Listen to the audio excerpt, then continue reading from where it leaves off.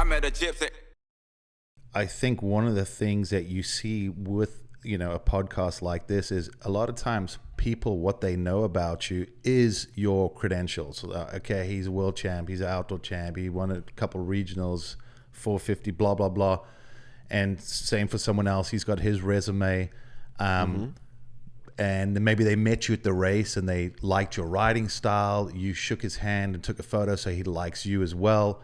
But a lot of times that's pretty much what fans know about you. Maybe they read an article or something, but it's very at the surface, you know. And I always say behind all those stories is some badass stories, you know, from a lot of guys that, and even just like what you were saying, like even with doing the Whiskey Throttle show with Ping, what I enjoyed was I felt like I always learned something new about even someone that I thought I knew a lot about. I always walked away and go, I didn't know that, or shit, can you believe that, or I had no idea. So I find it interesting because, you know, with my story, it's kind of interesting, but my story is different than everyone else. So when I listen to other people's stories, I find them fascinating because I'm like, yeah, that was quite a bit different to how I did it, but yet we're all sitting in the same room and we could all argue we got similar credentials and we come from a multitude of countries, but we're all sitting here having a good laugh around a beer at some race in Paris, France, or Sydney, Australia. You know, it is really, really neat.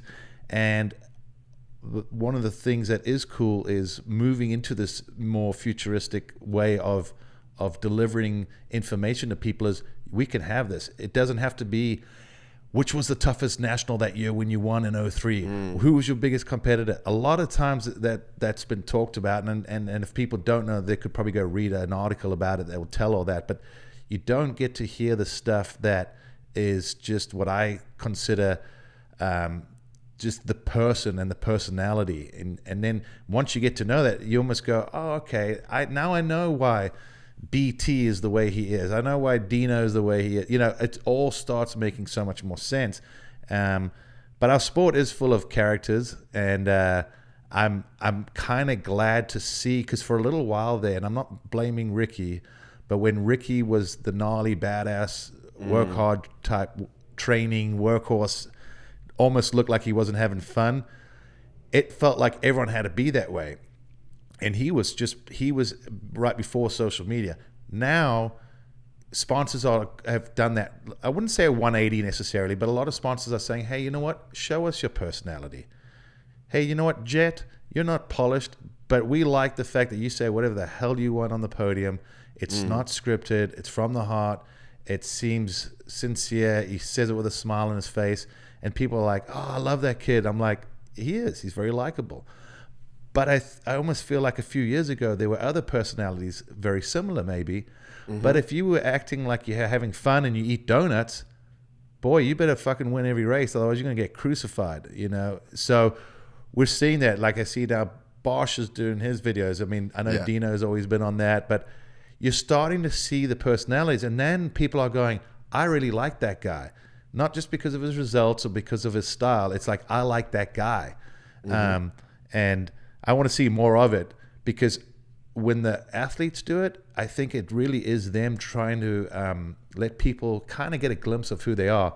Because I do chuckle sometimes. I've seen it with people in one day. They have a Facebook post and it's like, yeah, this sucks, city sucks, you know, politics, whatever.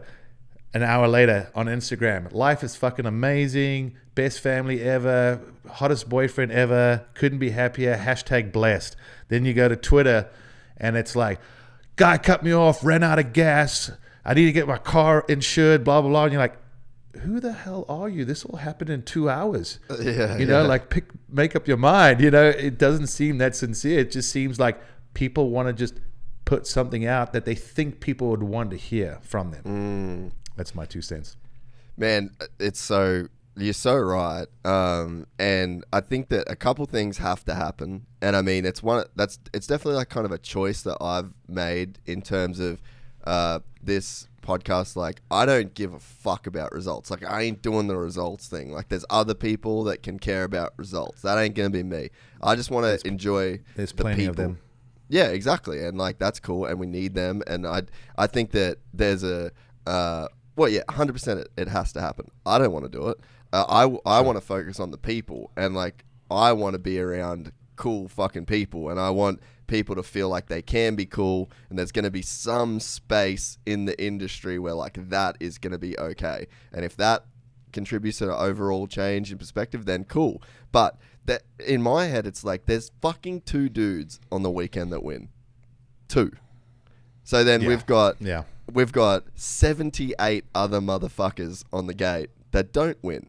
And it's like, what kind of industry are we in if a 9th overall in the 450 class means you're a piece of shit and you can't be cool? You know, like I look at Bogle, and you know he's one of like the most cool people that you could ever meet in terms of like classically fucking cool. Yeah. Great looking dude, fashion sense is on point, stylish as a motherfucker on a dirt bike, raps, you know, like it's just got, he has so much shit in that package of Justin Bogle.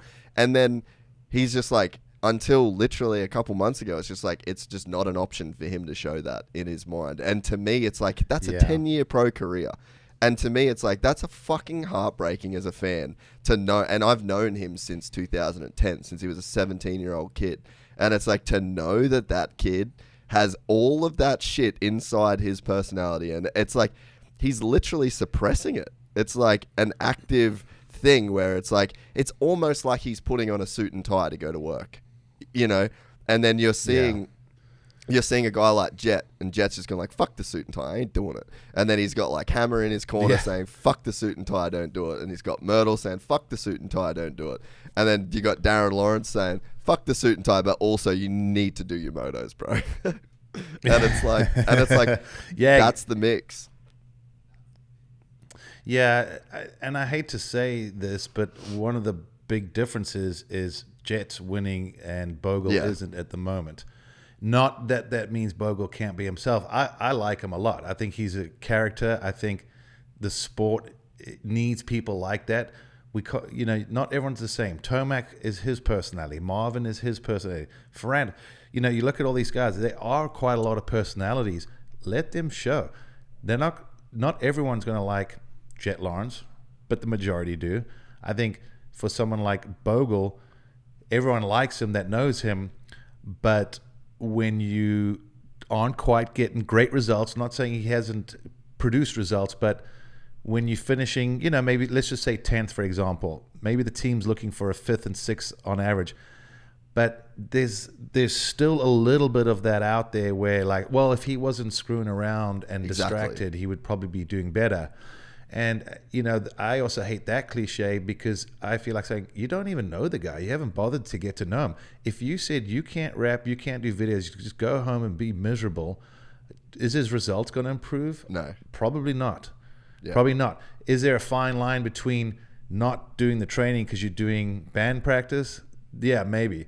But I also don't believe, I think these guys all, like, I remember, Metcalf, I remember the first time I hung out at his house, and he's the soft-spoken Mr. Nice Guy. We go into a spare room, and he just starts smashing on drums, just going nuts. And I'm looking at, and I remember going, who the fuck is this guy?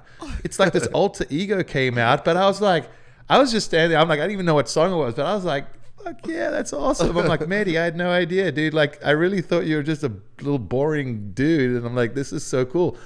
And that was his release.